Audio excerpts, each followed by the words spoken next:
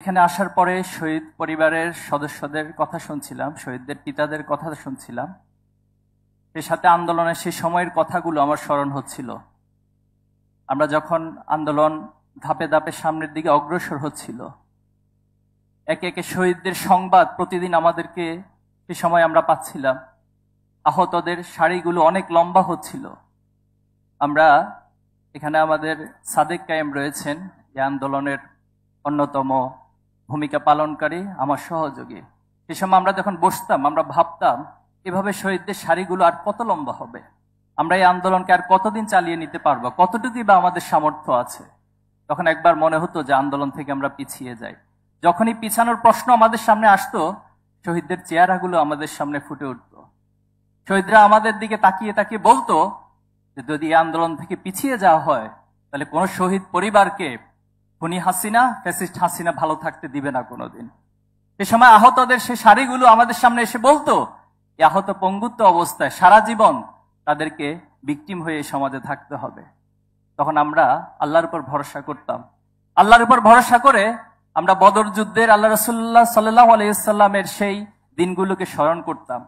বদর যুদ্ধে উপনীত হয়ে রাসূলুল্লাহ সাল্লাল্লাহু আলাইহি ওয়াসাল্লাম আল্লাহর কাছে দোয়া করছিলেন যে আল্লাহ, আজকে যদি এই ছোট্ট বাহিনীটি পরাজিত হয়ে যায়, আজকে যদি কাফেররা বিজয় হয়ে যায়, তাহলে তোমার দিনকে প্রচার করার জন্য, তোমার দিনকে প্রতিষ্ঠা করার জন্য, তোমার সত্যকে, ন্যায়কে প্রতিষ্ঠা করার জন্য কোনো মানুষ তো অবশিষ্ট থাকবে না। আমরা ঠিক সেই দিনগুলোকে স্মরণ করে আবার সামনের দিকে এগিয়ে যেতাম।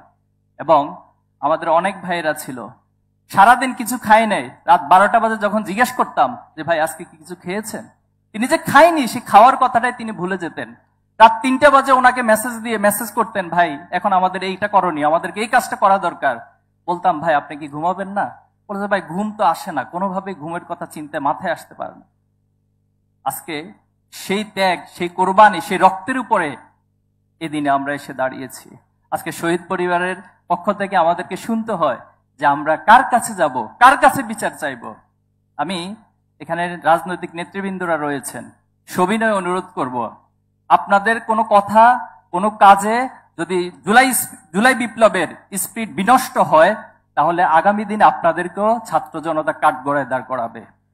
এবং আজকে যারা রক্তের উপরে চেয়ারগুলোতে বসে আছেন, বাংলাদেশকে পরিচালনা করছেন, তাদের উদ্দেশ্যে সবিনয় বলতে চাই, এই চেয়ারগুলো সাধারণ কোনো কার্পেটের উপরে বসে নাই, কোনো ফ্লোরের উপরে বসে নাই, শহীদদের রক্তের স্তূপের উপর বসে আছেন আপনারা। যারা বিচার করতে পারবেন না, যদি অপারগতা প্রকাশ করেন, তাহলে জাতির কাছে ক্ষমা চেয়ে এখনই সেই চেয়ারগুলো থেকে নেমে যান। কিন্তু এই চেয়ারগুলোতে বসে ফ্যাসিবাদকে পুনর্বাসন করবেন, এটা আমরা কখনো মেনে নিব না। আমরা নিজেদেরকে শহীদের প্রজন্ম মনে করি। আমরা নিজেদেরকে সেই সময় প্রত্যেক দিন রাতে ঘুমোতে যাওয়ার আগে মনে করতাম আজকে দিনটাই আমাদের জন্য শেষ রাত। যেদিন বাসা থেকে বের হতাম, সেদিন আমরা এই চিন্তা, এই নিয়ত করে বের হতাম, আজকে দিনটাই হয়তো বাসায় বের হওয়ার আমার জন্য শেষ দিন। তাহলে আপনারা আমাদেরকে কিসের ভয় দেখান?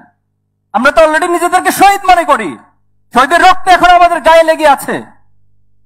এজন্য আমি সবার কাছে দায়িত্বশীল, যারা দায়িত্বশীলতার জায়গায় রয়েছেন, এই শহীদের রক্তগুলোকে, শহীদের চাওয়া পাওয়াকে ফিল করে আপনারা দেশকে পরিচালনা করেন। ছাত্র জনতা আমরা সকলে আপনাদেরকে সহযোগিতা করব, কিন্তু এর ভিন্ন কোনো চিন্তা করলে আমরা আপনাদেরকে ক্ষমা করব না। এই প্রজন্মের ফ্যাসিস্ট হাসিনার যে পরিণতি ঘটিয়েছে, আপনাদেরও ঠিক একই পরিণতি ঘটাবে ইনশাআল্লাহ। আমি শহীদ পরিবারের কাছে ক্ষমা চাচ্ছি। আপনাদের জন্য আমাদের অনেক কিছু করার রয়েছে।